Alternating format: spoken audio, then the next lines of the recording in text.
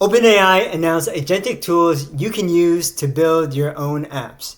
These are tools in the form of an API, built-in tools, and an open source SDK that simplifies implementation to complete complex, multi-step tasks on the user's behalf. They highlight a few built-in tools. This includes the web search tool, the same tool that powers ChatGPT search. This gives you the ability to provide users with up-to-date answers and relevant citations. Use cases include shopping assistants, research assistants, travel booking agents, any application that requires timely information from the web. This is what JavaScript code snippet looks like. They also demoed code for an AI stylist using Python. The web search tool uses GPT-4o and GPT-4o Mini. According to the Simple QA benchmark, which evaluates LLM performance in their responses for short factual questions, these models achieve 90% and 88% respectively. The responses they generate include links to sources such as news articles and blog posts, and includes inline citations so users can access the information. The second tool the announcement highlights is file search. This allows developers to easily retrieve relevant information for large volumes of documents with their improved search tool. The file search tool includes support for multiple file types, query optimization, metadata filtering, and customer re-ranking.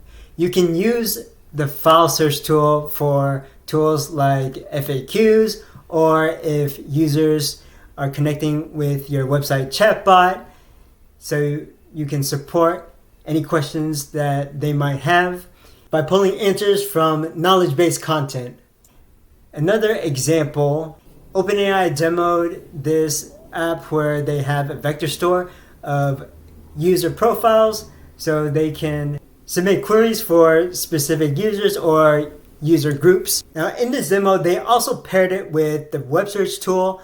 So for example, if the user travels to another city, you could leverage the web search tool to provide the user with relevant information such as road closures, traffic patterns, weather, or any other events they might be interested in based on their profile that you pull from using the file search tool.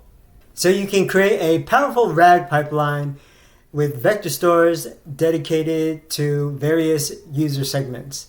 The third tool they highlighted was computer use, and their computer using agent model, aka Kua, the model that powers ChatGPT operator.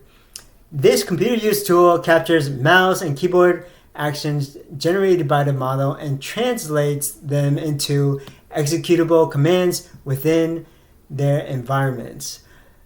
So you can use this as a sales representative to look up prospects or look up customers, identify what their intent is, their purchase intent, what their needs are, and engage with the buyers. In the demo, OpenAI shows us the computer use tool executing on a task to look for apparel for purchase. So all three of these tools are available with the research API. The web search tool is available in preview in the response API. The file search tool looks like it's in production for all developers, and then the computer use tool is also in research preview. All of these tools are incorporated in the responses API.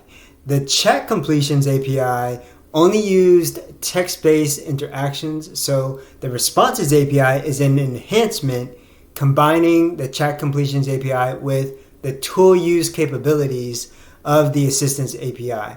The responses API gives you multimodality with images and audio.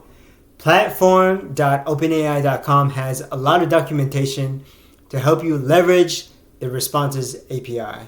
Another huge release from this OpenAI announcement is their Agents SDK built off of Swarm, which is an experimental SDK that customers actually adopted for production applications. With Swarm, you could define multiple agents that handle specific tasks. For example, you could create agents for triage, a weather agent, an airline agent, support bot, or a personal shopper. You could support a single conversation with a user hitting multiple tasks or topics. The release of Agents SDK gives developers improvements such as handoffs that can occur behind the scenes for seamless interactions with end users. For example, if a user asks, "What's the weather?" then the triage assistant can pass the task on to the weather assistant. Or if a user asks a question in Spanish, then the triage agent can pass the task to a Spanish agent. And if the user asks a question in English, then the triage agent can pass the task to the English agent. Here's the code that goes along with the demo. We see the support agent here and the shopping agent as well as the triage agent. There's also guardrails that can perform safety checks for input and output validation and tracing and observability, so you can visualize agent execution traces to debug and optimize performance. So here's an enlarged image of what these traces look like. So you can see the handoff occur here from the triage agent to the approval agent, and then a handoff from the approval agent to the summarizer agent. The OpenAI demo also shows us the details of specific tasks. So you can view the input and output for messages.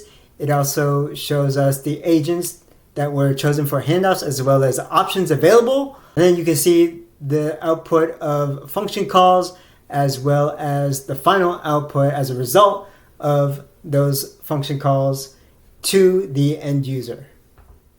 The GitHub repo is available in open source with examples for the agents including customer service, research bot, and other examples for function calling, along with other details. If you found this useful, like the video and leave a comment. If you want more content on AI, workflow automation, and analytics, subscribe to the channel.